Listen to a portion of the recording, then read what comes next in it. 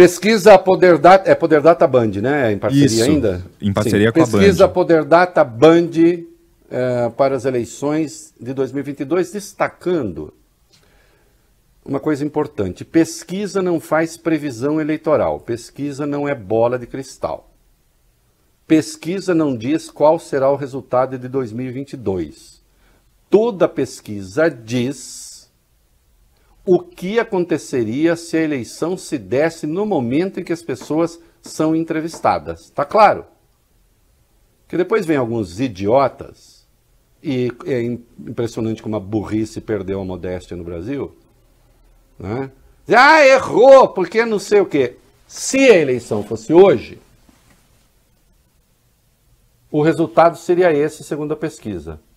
A pesquisa não está dizendo qual será o resultado de 2022. Até porque muita coisa pode acontecer até lá, né? Ou o Bolsonaro teria sido eleito sem a facada? Como saber? Eu não conto a história que não houve. Eu sei a importância que ela teve naquele episódio. E era um episódio absolutamente fora da curva. Então, uma pesquisa diz o resultado da eleição, se ela ocorresse no momento da entrevista, e sem sortilégios.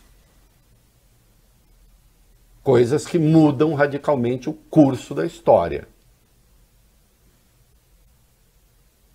Né? Em outros tempos, eu não precisaria fazer essa explicação.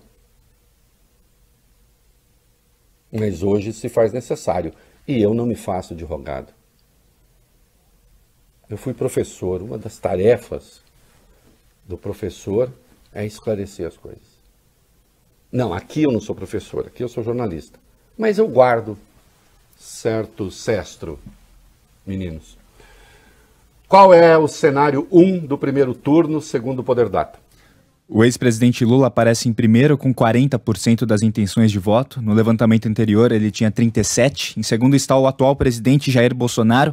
Ele tem 30% das intenções de voto, tinha 28% na pesquisa anterior. Na sequência, embolados na margem de erro, aparecem Ciro Gomes com 5%, José Luiz da Atena com 4%, Henrique Mandetta e João Dória, ambos com 3%, Rodrigo Pacheco com 2% e Aldo Rebelo, Alessandro Vieira, 1% cada.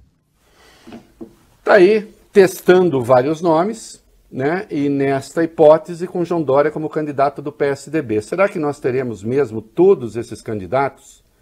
Será que nós teremos José Luiz da Atena, Mandetta, Dória, né?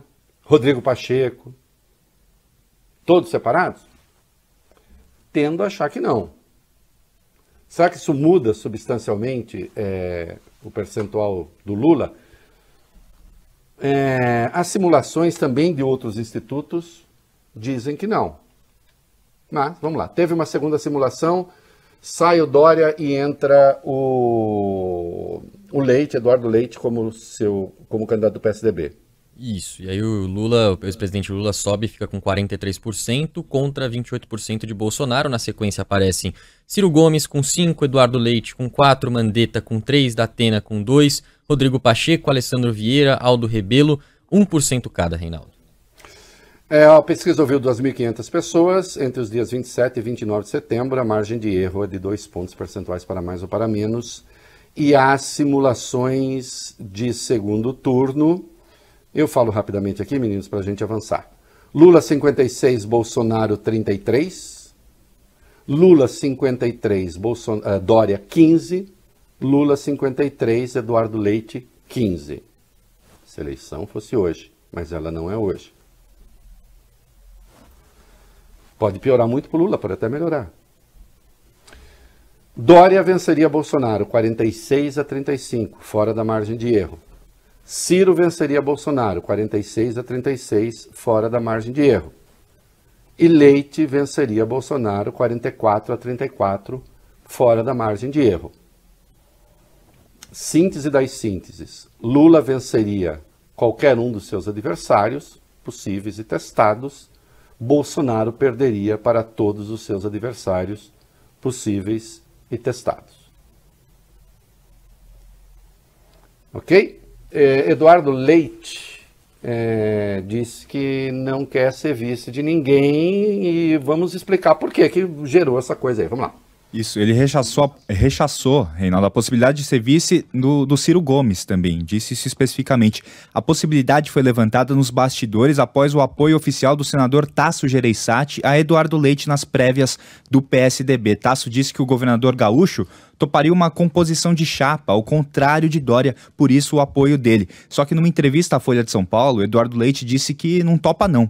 Sobre Ciro Gomes, ele afirmou o seguinte, aspas para Eduardo Leite: não faz o menor sentido eu renunciar ao meu mandato de governador do Rio Grande do Sul para ser candidato a vice, ainda mais de um candidato que se apresenta pela 4ª vez na disputa e tem dificuldades de decolar.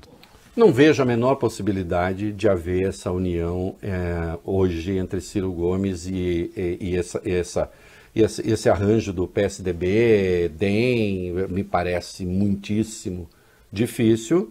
Né? Isso apareceu porque o Tasso Gereissati disse, não, Eduardo Leite, tudo seria negociável com Eduardo Leite, com Dória não, porque tem posições radicais, e diz o Tasso que o Eduardo Leite está à frente, não estaria segundo Dória. Bom, aí é a disputa interna do PSDB.